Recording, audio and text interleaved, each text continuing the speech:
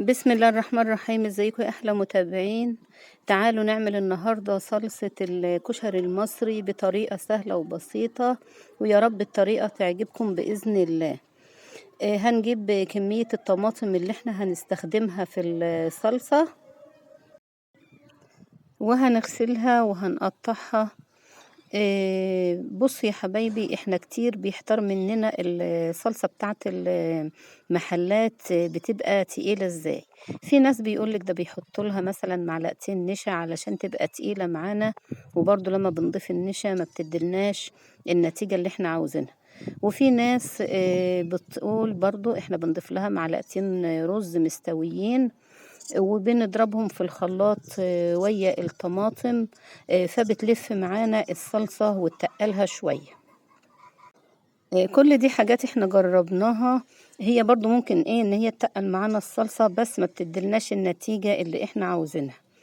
لكن المحلات بتضيف لها مكون من الحاجات اللي احنا بنستخدمها في الكشري المصري، بتضيف لها معلقتين فبتديلنا نتيجة حلوة قوي ويا الصلصة بتاعتنا. احنا هنجيب الطماطم زي ما قلنا الكمية اللي احنا هنستخدمها، وهنغسلها وهنقطعها، وبنضيف لها معلقة توم مفروم او فصين توم العاديين. المكون هو يا حبايبي بقى معلقتين بصل متحمر من اللي احنا محمرينه للكشري بتاعنا. البصل المتحمر صدقيني بيديلها تقل حلو قوي، وبيدي نتيجة كويسة معاكي، والمحلات بتستخدم البصل ده في ان صلصة الكشري تبقى تقيلة وتبقى حلوة معانا في الاكل.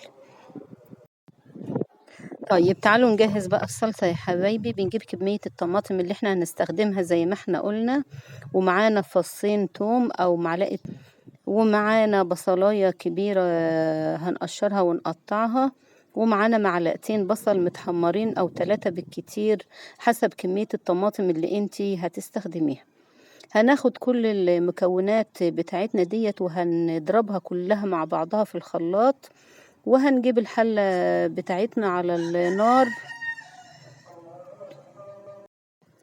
وهنضيف معلقتين 3 زيت او سمنة حسب ما بتستخدمي، وهننزل بكل المكونات بتاعتنا على البوتاجاز في الحلة بتاعتنا.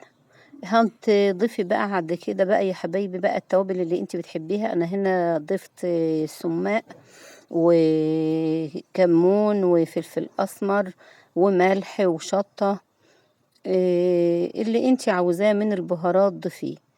وصدقيني هتطلع معاكي الصلصة جميلة، طعمها حلو وصلصة تقيلة. هتلاقيها معاكي زي بتاعة المحلات بالظبط، من غير ما تضيفي لها لا نشا ولا رز ولا اي حاجة، والنتيجة هتبقى معاكي حلوة قوي.